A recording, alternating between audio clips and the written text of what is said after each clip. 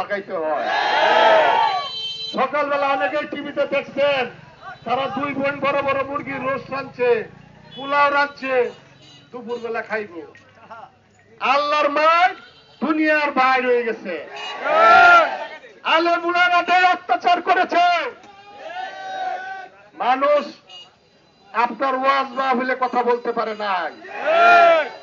শাপলা চত্বরে ছোট ছোট কোরআনের হাফেজদেরকে গুলি করে হত্যা করেছে। আর আল্লাহ দেখায় দিছে সকালবেলা সাত করে রাঁধছ, দুপুরে খাওয়া জিতলো না।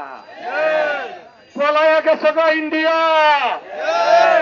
আর আমরা নেত্রীরে কইছিলা যে এই বেটি কোনদিন মরে যায়। এখন দেখো এই নেত্রীকে কাতারের আমির রাজকীয় বিমান পাঠাইয়া তারা ইংল্যান্ডে চিকিৎসা করতে পাঠাইছে। আবার সেই রাজকীয় বিমান দিয়ে বাংলাদেশে পাঠাইছে। খালেদা জিয়ার সাথে কেন কোনো চেষ্টা নাই আওয়ামী লীগ সরকার আপোষ করার জন্য চেষ্টা করেছে। তাকে মিথ্যা মামলায় দিনের পর দিন জেল কাটিয়েছে। আমরা যারা খালেদা জিয়ার সৈনিক, আমরা যারা তারেক রহমানের সৈনিক, আমরা বলে যাচ্ছি কোন ধরনের অন্যায় দুর্নীতি আমরা ইনশাল্লাহ হতে দেব না। আমার বড় ভাই গফুর ভাই বললেন আরো অনেক প্রার্থী আছে, আরো অনেক প্রার্থী আছে না, নির্বাচনের সামনে আরো প্রার্থী আসবে।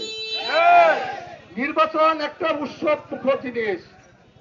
আমরা শীত কার্তিক 12 মাসই মানুষের পাশে ছিলাম। এই এলাকায় এসে গরিব মানুষের সামাই দিছি। অন্য নেতারা আমার টিটকারি মারছে যে সামাই নেতা যাইতেছে। কিন্তু যারা গরিব মানুষ পাইছে তারা তো ভাই 2 হাত তুললে আমার লাগে দোয়া করে ভাই। আমার তো ভাই বড় লোক আর গরিবের ভোট আলাদা করার দরকার নেই। আমার কাছে সকলের ভোট সমান। কামদার ভোট এটা, মাস্টারের ভোট এটা, প্রফেসরের ভোট এটা, বড় লোকের ভোট এটা। ভোট সকলের সম অধিকার। সুতরাং আপনারা বলতে পারেন যে আমরা দোয়া করলে কি হইব। আপনাদের দোয়া কিন্তু শেখ হাসিনার ভাগ্যে যাওয়ার লাগছে। আপনাদের দোয়ার হওয়া সম্বন্ধে ক্ষমতা আছে? ক্ষমতা নাই। কিন্তু আপনারা যদি দোয়া করেন, মনে করেন যদি আমি যোগ্য, ইনশাল্লাহ আপনাদের দোয়ার বরকতে নমিনেশন নিয়ে আসবো ইনশাল্লাহ।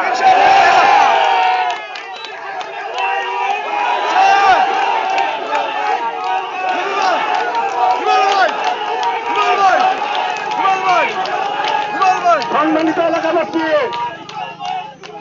করোনার সময় দেখেছেন আমরা রাজনৈতিক নেতারা বক্তব্য দেন কর্মীর মৃত্যুর আগে আমার মৃত্যু হবে। করোনা অনেক কিছু দেখায় দিছে।